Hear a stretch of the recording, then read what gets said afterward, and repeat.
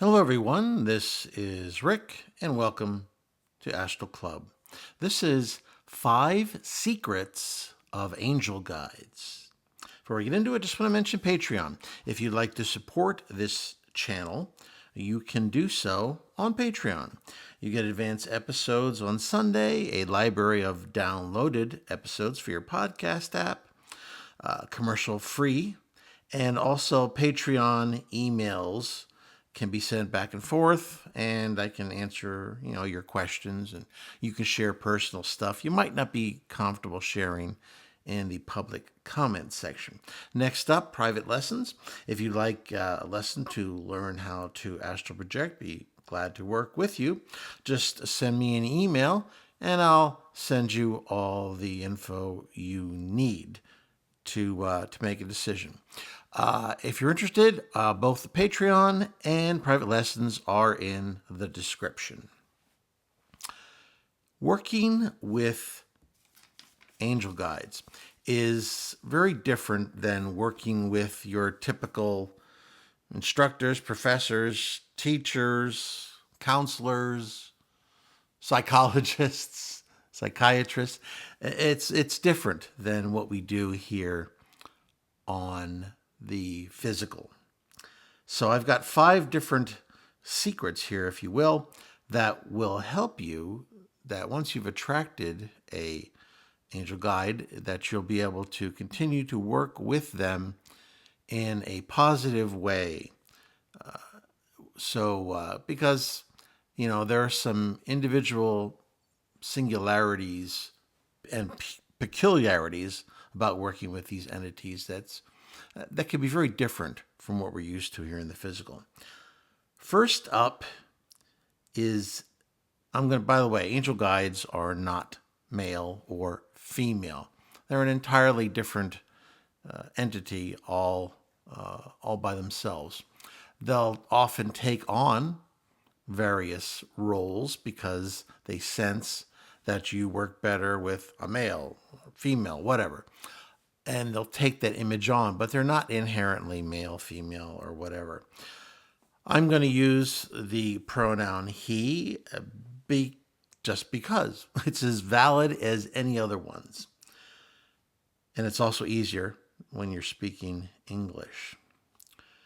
He's a teacher, meaning your angel guide, not your personal genie. You don't get 3 wishes. Selfish people will have a hard time attracting and keeping an angel guide. They're entirely focused on service to others. If your focus is service to self, you're either going to attract a very different type of guide, or you're going to end up losing the one that you have, because that selfishness is not their focus. In many Native American cultures, and I wouldn't be surprised to hear other Native cultures had similar types of beliefs, but the natives here in America believe that you don't pray for yourself. You pray for others, because someone else, perhaps many others, will be praying for you. This is very different from our Western culture.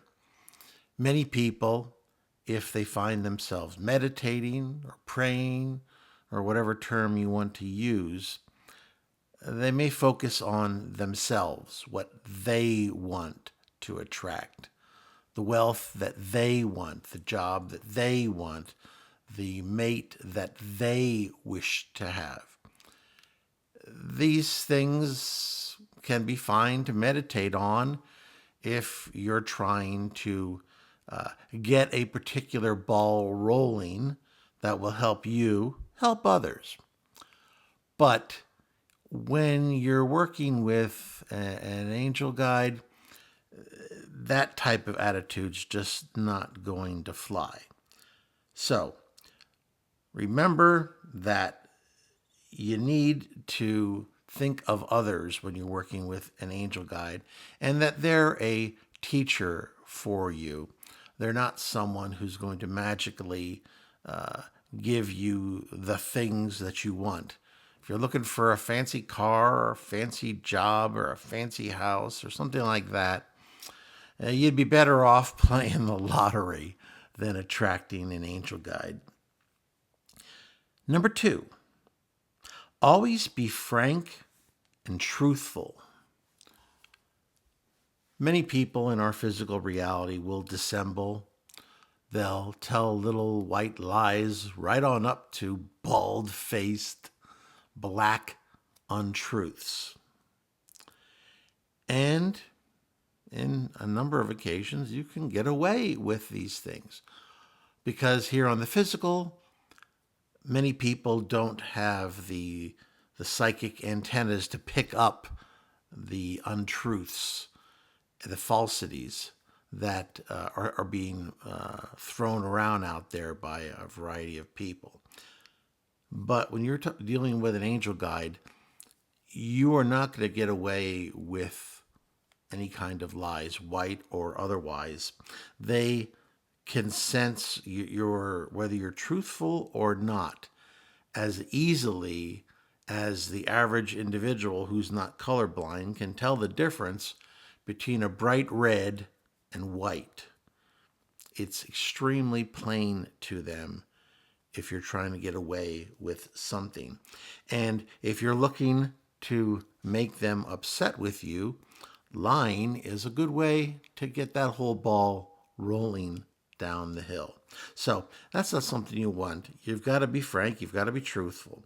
If you can't do that, or you don't want to do that, then I wouldn't recommend an astral guide. Number 3, don't feel ashamed if questioned about your past actions, mistakes, indiscretions. I find that angel guides are generally not judgmental. They are well aware of the human temptations and weaknesses that we are subject to. They're not really that interested in your mistakes, missteps, indiscretions. They're not really interested in them per se. What they're interested in is, what did you learn from that misstep? How are you going to correct the damage done? And how are you going to make sure that you never do that again, never hurt that person again that you hurt? So it's not looking for someone to blame and punish. It's looking at what you've done to grow so that you're a better person than you were the day before. Someone who won't make those types, or at least that particular type of mistake again. Number 4, be prepared to be challenged like you've never been challenged before. Angel guides will often help you face your fears, your demons, both physical and metaphysical and metaphorical. And they will assist you in achieving your goals, especially as those goals are related to the general betterment of humanity. For me, I had this fear of exposing my astral projection abilities to a wider audience. I had fears that I would be rejected, that I would lose whatever respect I had built up amongst my colleagues or my family and friends. And my angel guide helped me to work through that.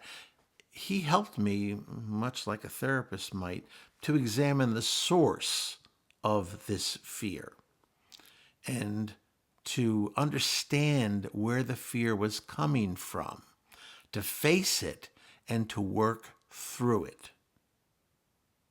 So that's, that's what my angel guide did for me. Was it fun? No. But then again, major change is often painful. When you do a lot of exercise to improve your physical body, much of that exercise can be unpleasant, but the goal that you reach when you're done is worthwhile having. It's worth going through those hard times, going through that pain, going through that suffering. So if you're prepared to take on that type of challenge, responsibility, trial by combat, and that combat is self-combat because you're fighting your fears. If you're ready for that, then an angel guide can certainly assist you in that process. Lastly, number 5. Angel guides are a lot like Yoda from Star Wars. And right now we're talking about the original trilogy. I don't want to get into all that other stuff. In that movie, or that first movie, but I guess also get into the second movie, that Yoda said to Luke, "You either do or you do not. There is no try." And what he was saying there, someone who says, "I'm going to try to do that," is already setting themselves up for failure, is already preparing a pat excuse as to why they failed. And when that happens, you're already planting a very powerful, very pernicious seed of failure into an activity that's going to be very challenging. And if you ask anyone who's ever accomplished something great, whether it's physical in athletics or it's academic, they'll tell you that there is very little to no room for self-doubt. You need to marshal all your resources in order to accomplish an important and difficult activity.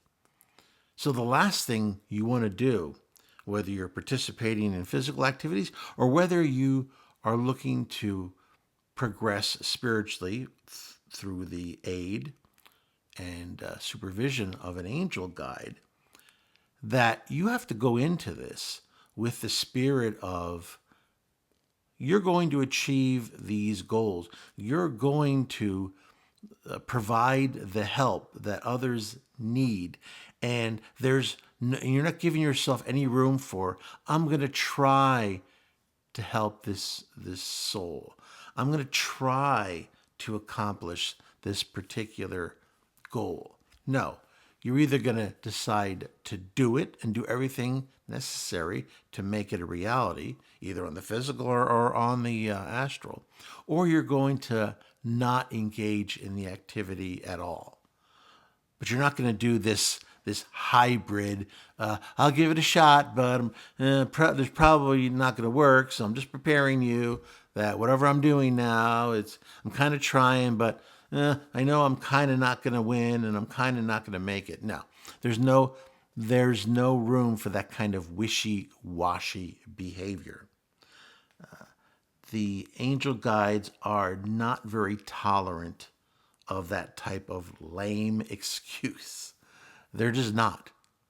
They can be very, very demanding when it comes to this particular area. They don't want to hear your excuses. They don't want to hear you're tired, you're scared, you don't like learning this particular lesson. They don't play let's make a deal. If you're familiar with that, or if you're not, it's a game show, which I think is still on. Now, when I watched it many eons ago, Monty Hall was the host of Let's Make a Deal, And he'd bring people out of the audience and he'd say, hey, do you want what's behind the curtain?